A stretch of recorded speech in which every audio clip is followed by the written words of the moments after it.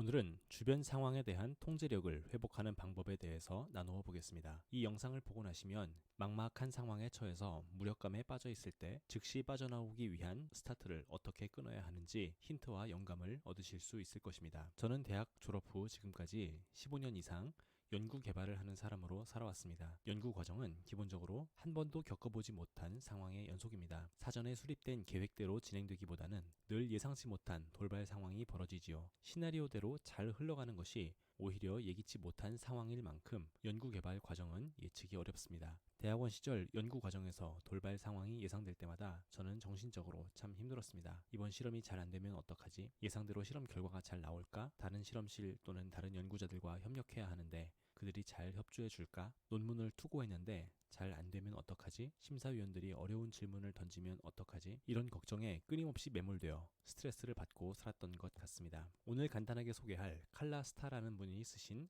운의 탄생이라는 책에 나온 한 글귀가 굉장히 제 마음을 사로잡았습니다. 제가 스트레스 속에 살았던 이유를 밝혀주는 것 같기도 했습니다. 인생은 대체로 우연의 결과이지만 우리가 좌우할 수 있는 여지가 많다고 과대평가하는 편이 좋다. 우리가 좌우할 수 있는 게 없다고 생각하면 그 자체로 스트레스가 된다. 스트레스는 건강과 인간관계, 사고력, 행동, 잠재력을 펼치는데 악영향을 미친다. 앞으로 닥칠 일을 감당할 자원이 충분치 않다고 생각하게 된다. 저자의 말대로 저는 내가 좌우할 수 있는 것이 별로 없다라는 사고방식에 사로잡혀 살았던 것 같습니다. 상황이 내 통제에서 벗어나 있다고 느끼는 것이죠. 저자의 말대로 앞으로 닥칠 일을 감당할 자원이 충분하지 않다고 느꼈던 것 같습니다. 학창시절에는 내적인 자원감이 충분하지 못한 상황을 다루는데 너무 서툴렀던 것 같습니다. 회사에서는 조금 상황이 나아졌습니다. 대학원 연구실과는 달리 회사는 여러 사람들과 함께 일하는 곳입니다. 제가 진행한 업무의 결과물은 누군가 다른 이들의 인풋으로 사용되게 마련이죠. 그래서 끊임없이 제 결과물에 대해 피드백을 받을 수 있었고 일이 잘 진행되지 않았을 때는 여러 사람으로부터 조언을 많이 들을 수 있었습니다. 회사 생활은 이제 앞으로 어떡하지? 라는 생각을 할 겨를 자체가 없었습니다. 해야 될 일들이 산더미같이 쌓여 있었기 때문에 액션에만 집중할 수 있었습니다. 좀 안 좋게 말하면 숙제가 늘 쌓여 있었던 것이고 좋게 말하면 아직 열어보지 않은 탈출구가 엄청나게 많이 있었던 것이죠. 일단 무언가 행동을 취하고 나면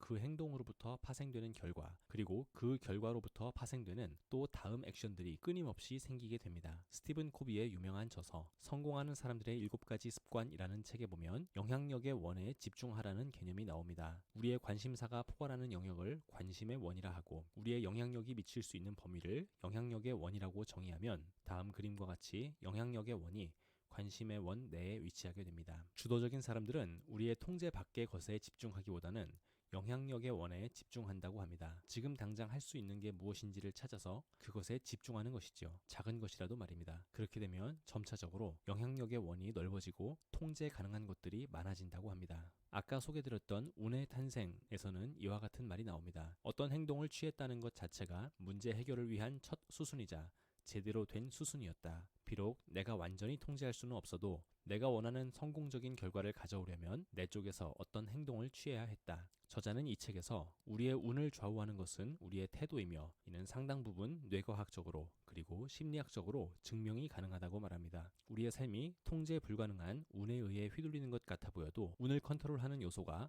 상당 부분 존재한다는 것이죠. 그리고 그것은 어떤 의미에서는 단순히 운이라기보다는 우리의 생각과 태도에 따라 움직이는 필연적인 것이 아닌가 하는 생각입니다. 오늘은 운의 탄생이라는 책과 제 개인적인 경험을 살짝 곁들여서 주위 상황에 대한 통제권을 가지려면 할 수 없는 것들보다는 할 수 있는 것들에 집중해야 한다는 이야기를 나누어 보았습니다. 혹시 직장에서, 학교에서, 가정에서 할 수 있는 것이 없다는 무력감에 빠져 계신 분들이라면 또는 아직 솔루션을 찾지 못한 문제에 맞닥뜨린 분이 계시다면 아주 작은 것이라도 지금 당장 할 수 있는 것이 무엇인지 찾아서 액션을 취해보는 게 어떨까 생각됩니다. 이 영상이 도움이 되셨다면 구독과 좋아요 버튼을 눌러주시고 주위 분들에게도 공유해 주십시오. 언제나 할 수 있는 것에 집중하는 여러분의 직장 생활을 응원합니다. 감사합니다.